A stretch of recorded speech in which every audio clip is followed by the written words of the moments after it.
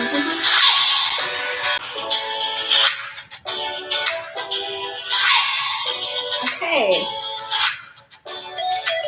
So welcome to Philadelphia Walks PTSD. My name is Sharon Cole, or Cole, whatever you want to refer to me as, in a good way. I don't care. I've been called everything under the sun: rat, pig, horse, cow, lizard, hippo, dino, dog. This is stuff that I heard since beginning in 2011.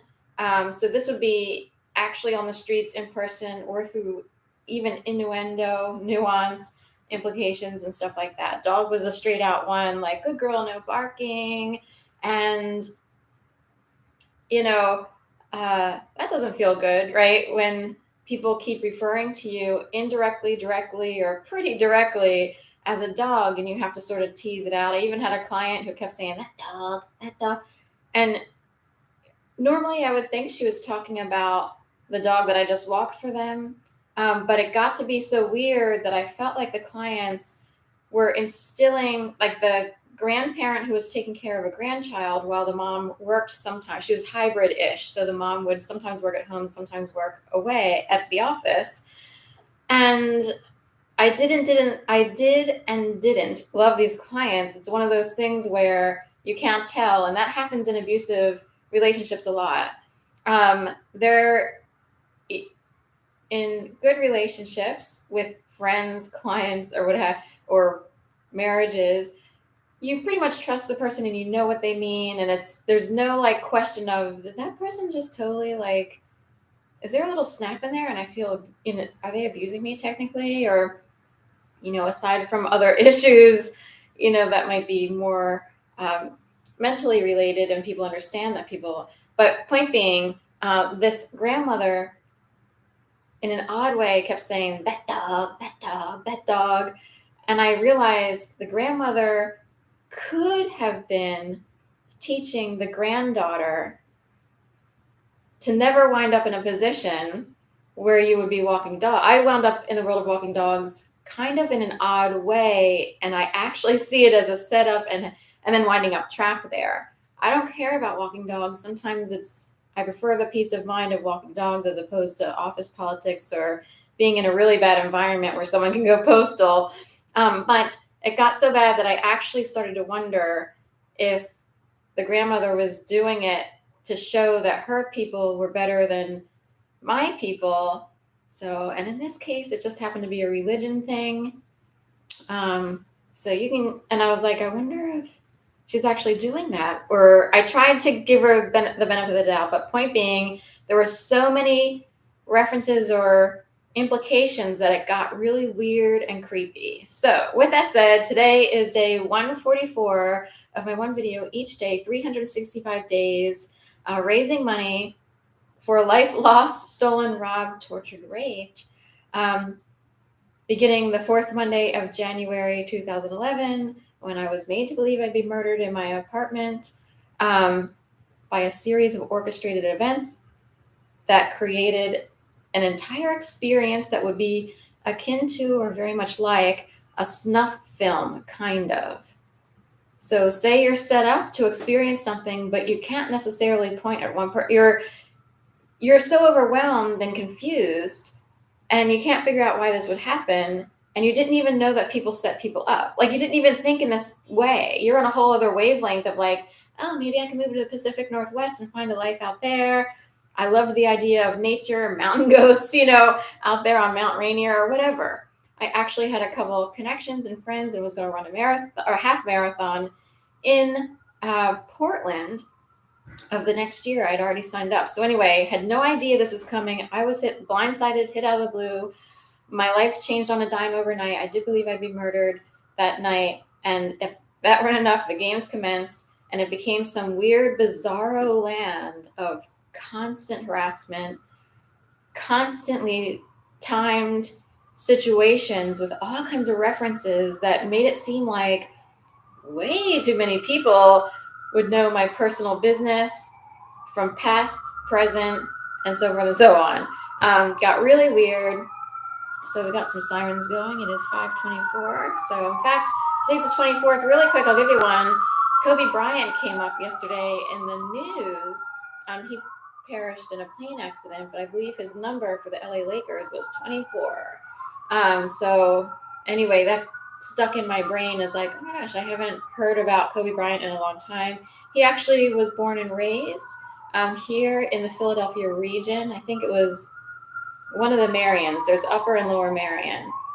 So one of the Merion township places. In fact, Lizzie McAlpine or whatever the woman's name is, the young woman who's kind of made it as a singer and has the TikTok sensation of, her song where people are, I guess, doing, whatever you call it, imitations of running, like, and it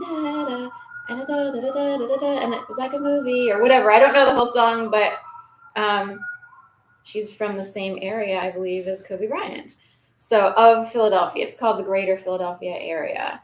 So, but that's just a little thing that I started to notice after years and years of very bizarre, very pointed intimidation type tactics were unleashed, unloaded, and targeted at me, if you will, or pointed at me. So with that said, thought I would be murdered the fourth Monday of January 2011. We happened to have a lot of blizzards and snow that year. It was an historic year, biggest snow and amounts and so forth and so on since 1941, said the Enquirer. Came in a flash, went in that way. The headline was something like that on one of the days after I dragged my mom up here to help me. But on that first night that I was made to believe I'd be murdered in my apartment, called my sister after I got my voice back, because at first my voice couldn't come out. I was trembling, convulsing so badly. It took me a minute to figure out like what to do. And for some reason, I didn't want to call police first. I was afraid because the idea too was if you call the police, then you have to actually exit your apartment door and go to the front door of the row home in which I lived that had apartments in it. So there were 4 apartments in this converted row home, 2 on the first floor. I was in the front half first floor apartment, which was a very tiny, actual shoebox sized and shaped studio apartment. It actually was a rectangle and actually kind of resembled a shoebox. So anyway, I was even afraid to do that. So I called my sister first. She finally convinced me to call the police. They came out, kind of kicked stones around. They didn't do much. I was afraid to impose and ask too much. I didn't know what to do. I was trembling on the steps, like shaking, and they didn't seem to offer any comfort in that, or they didn't offer to come in to look at the basement or anything like that.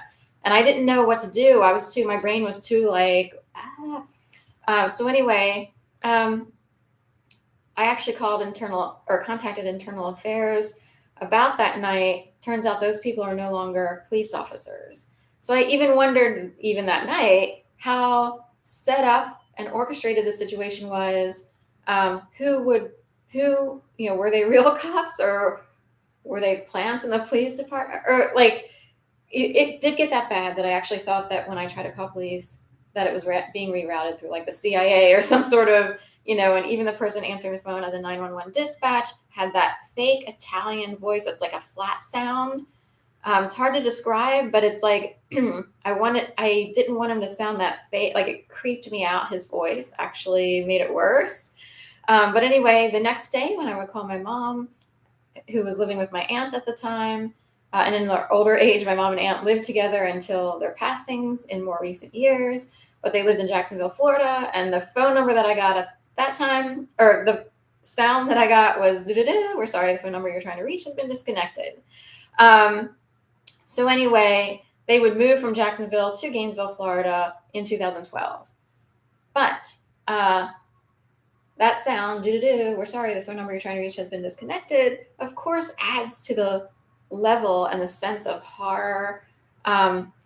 I would find out that the phone lines, after finally figuring out a way, after my sister got a phone number to a cousin who gave us the phone number to the cell phone of my aunt, because my mom didn't leave her cell phone on.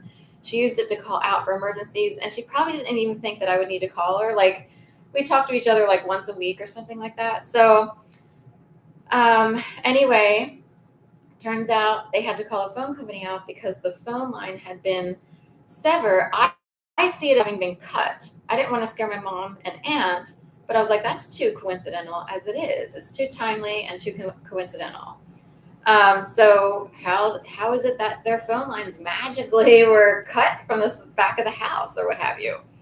So that all feeds into someone in Jacksonville, Florida. Somehow that someone either made sure their phone lines were disconnected or what have you. That is a threat to me. Aside from being made to believe I'd be murdered in my apartment, that is an all-out threat. And people did it in a nuance, a very like heavy-handed, invisible, cowardly way. They're the cowards. And whoever set this thing up probably wouldn't pass their own test. Okay? So someone wants me to say, men wouldn't pass the test that I passed. I do believe that this type of situation does require someone to have been brought up a certain way or sort of experienced the world a certain way already. In general, this is not, I don't want to be overarching here, but in general, women are kind of used to adapting to a male-run world, a patriarch. So in a way, our brains have to adjust to all kinds of comments or things that guys do. So we have to figure out how to adapt in a world that was technically designed by men. Originally, the system was designed by men. So we have adapted to that already, hopefully, as best one can. But in addition, I grew up quite alone and someone who wasn't at the exact age of everybody in my development per se. There was a divorce. They also had desegregation during my time period. So people got shuffled around on buses and sent here, sent there. So if you had a friend in grade school, that friend might have gone off to a different school while you went off to another one. And they shuffled a lot of people.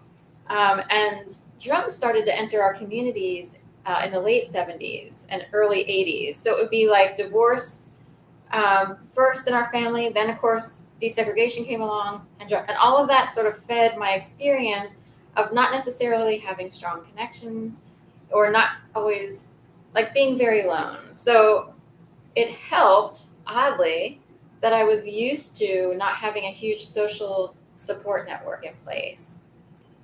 If one were to experience what I experienced, they might more quickly go down a very dark road because the isolation, the sort of non-response by people who are supposed to be friends and so forth and so on could be incredibly damaging. It was damaging for me, but I'm wondering if because I already knew how to be alone, if it would harm other people more who are used to being a little bit more social.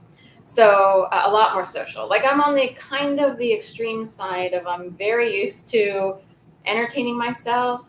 And I just grew up and adapted that way for all kinds of reasons. So anyway, point being, long story short, in my experience, all kinds of references and innuendo and things would occur out here that would creep me out. So in the beginning of 2011, and for a lot of 2011, I called a lot of people in my family a lot because I was so afraid to be alone.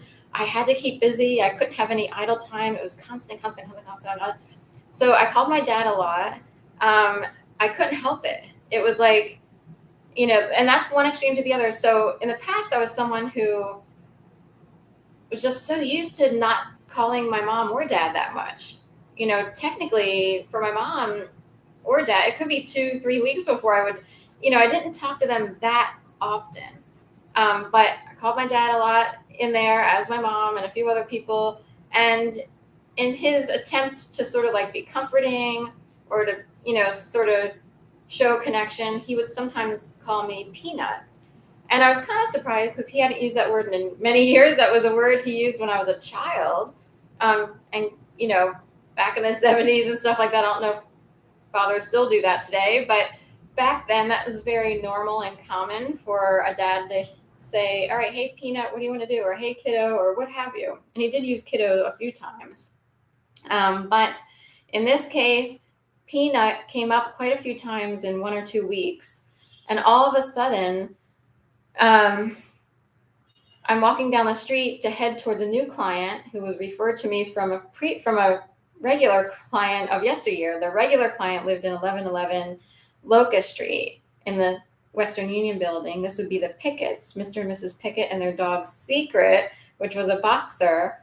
And they referred me to this young woman in a brand new building called the Aria down on Locust and 15th and Locust. There's a Dunkin' Donuts there. You would know it well if you're in the Philadelphia area, because now the Dunkin' Donuts is overrun with a homeless and drug population. It's a little too much at that corner. And the Aria is like behind and over the Dunkin' Donuts. So anyway, as I was rounding the corner at 18th and Locust, which is up here by Rittenhouse Square, and I was walking from my home, which used to be down on 19th Street, like way down by South and Bainbridge.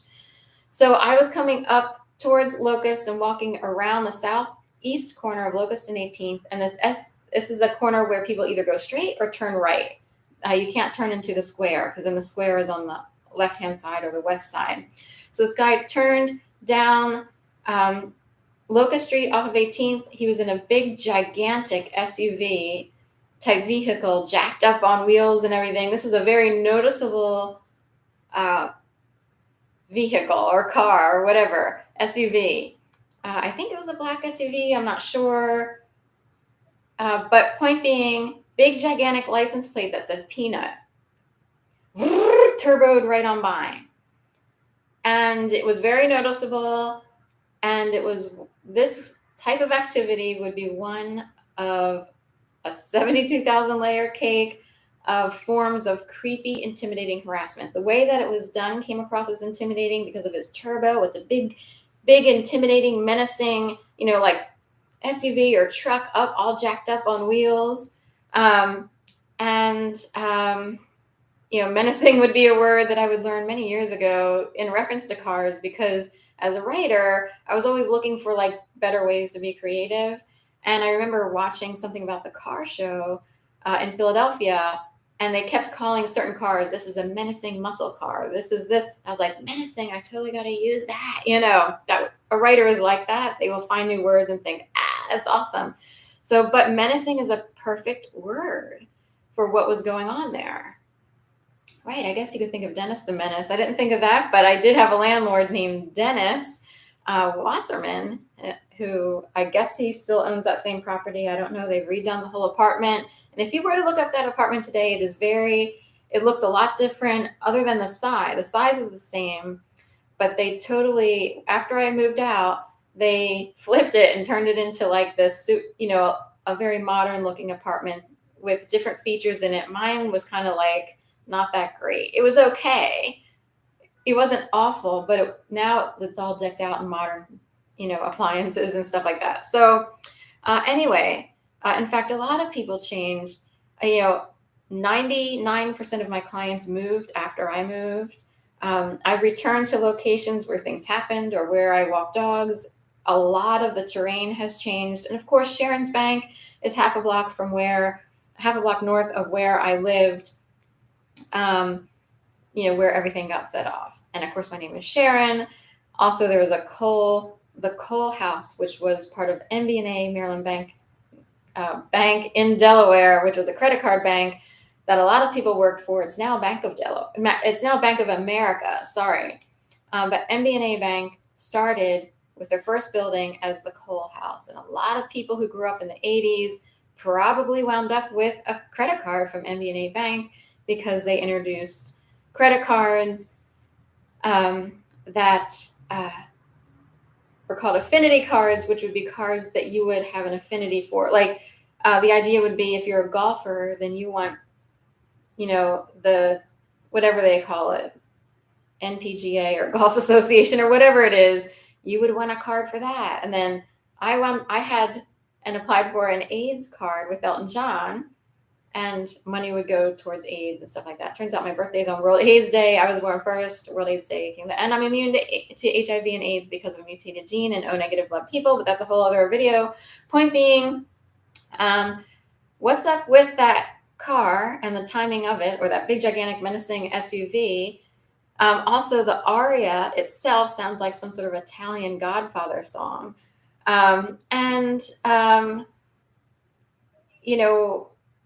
I think I only took care of that person's dog one or two times. She was a young woman, and then on top of that, you have um, some sort of, dare I say it, princess who wound up in this building who was on the young side.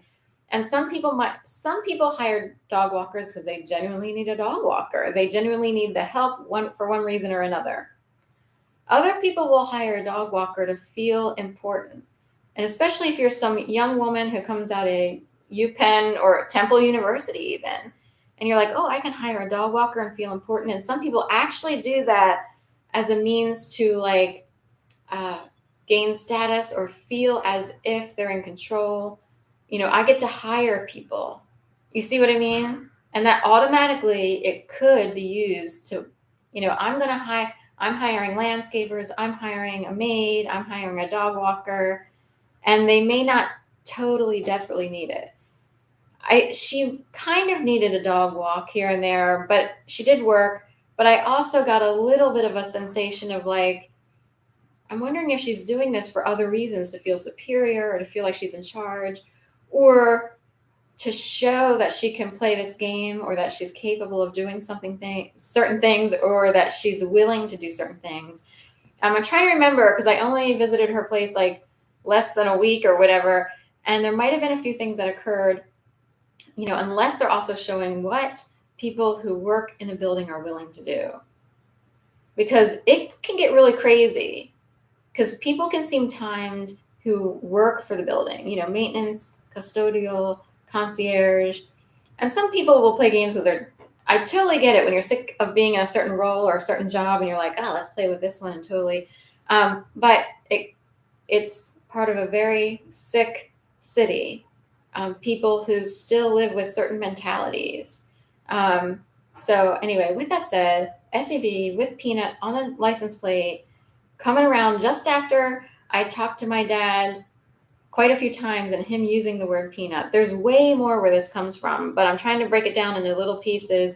And how creeped out would you be that if every time you stepped outside your door, there were about, and I'm not exaggerating, 100 references in, say, a 6 to 8 hour time period of you being outside or working or whatever.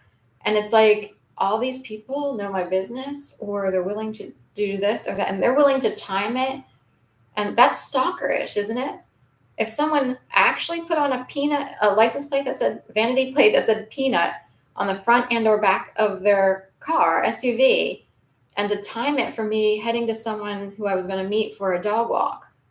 So those people would know that I set up a time to meet with, I think it was the first time that I was meeting with this person. Trying to remember, but point being, they would know what time I was headed to which location. That is stalking. And it's creepy. And our phone conversations being spied on one way or another. And somebody needs to pay up. And I'll keep talking and talking and talking. And I'll be kept alive. I'm wondering if there are people out there who think, oh, if you keep talking, they're going to knock you off. I don't think so.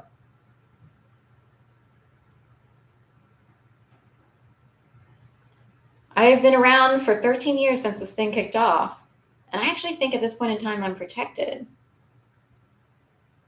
Okay, have a great day. Smell you later.